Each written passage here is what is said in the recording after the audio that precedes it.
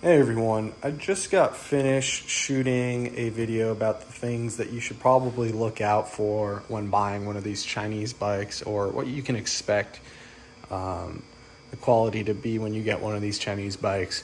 But I also wanted to make a video just informing you a little bit more about what are some of the pros or some of the positives of buying a bike like this that kind of entices most people into buying one of these Chinese bikes. So to get started, there are, especially with this bike, which is a GPX, there are some real high quality components that would rival something like a Japanese manufacturer, maybe even a European manufacturer. And I'll go over those kind of one by one here. So start off, these spokes and the spokes are stainless steel and the hub is billet aluminum.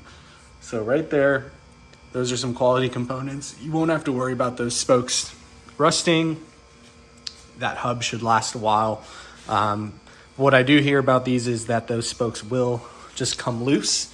So you will want to just keep it properly torqued and check that maybe more often than you would a Japanese bike. This one feels a little loose already just by the sound. So I'll go through these and probably torque them down before I really get this thing off road.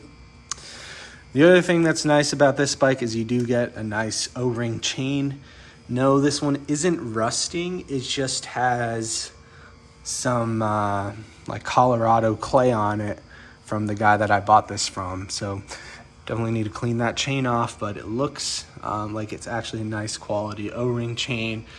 So that's one less thing you might have to buy. And I know some of the Japanese manufacturers just stick you with kind of a dumpy non-O-ring chain. So that's a nice thing there.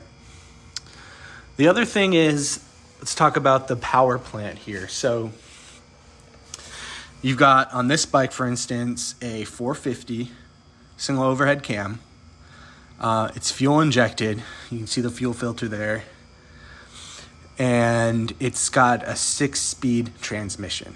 So some of you probably know or ride DRZs. I would say this is almost an updated version of that in a sense, in that it's what everyone has wanted from these Japanese bikes, to get another speed, a 6-speed, and also get fuel injection.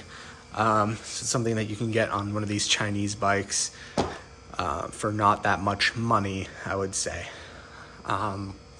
So that's nice. And these motors are not only used on this bike, they're used in like every Chinese small vehicle like this. So you shouldn't have any problems with those Zhongsheng motors on getting parts well into the future, which is a positive if you want to keep your bike running for a long time. Another thing I'll point out, the seat is actually decent. Feels like a nice quality unit.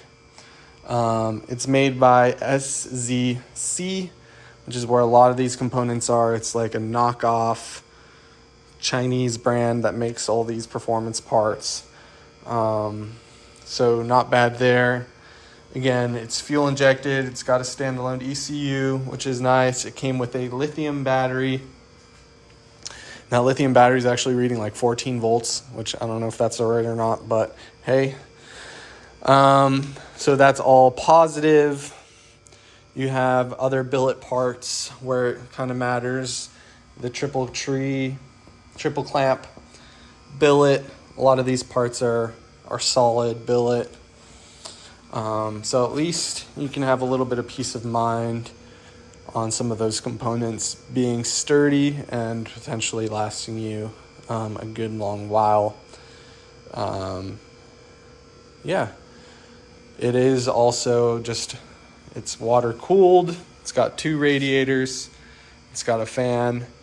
So as far as, technology goes, it's a little bit of a step up from some of those Japanese bikes that are just now starting to catch up and that you can buy out the door for, $12,000. As I said in my other video, I wouldn't pay anywhere close to that money for these bikes. I think that if you can stay in the 2 to 4 grand range with these, you're going to have a good time. If you pay much more than that, you're not going to have a good time, because you could have gotten a nice used Japanese or maybe even European bike for anything much more than that.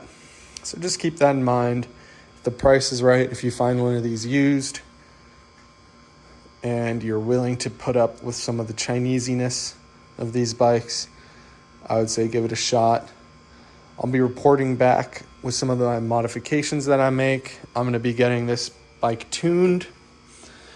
And yeah, I'll give you guys an update on things as they go along. Thanks for watching.